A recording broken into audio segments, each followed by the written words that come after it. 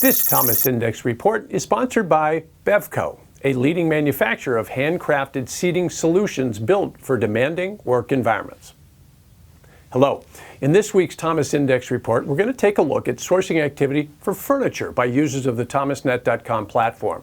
Our data shows that over the past 12 weeks, sourcing activity in this category is up 15% over its historical average. It's also up 19% year over year. As of this past June 1st, thousands of products and materials from overseas are affected by a 25% tariff, and the broad and diverse furniture category is no exception.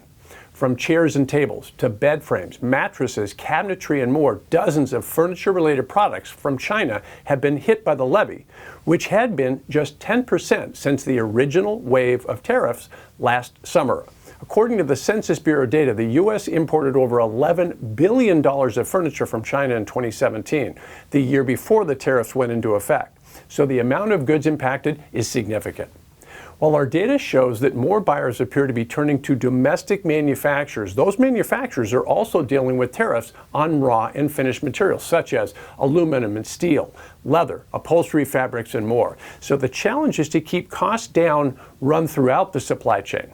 Of course, when most people hear the word furniture, it likely conjures up images of things like your dining room set, the recliner in your den, your bedroom set, or those patio chairs you picked up for the summer.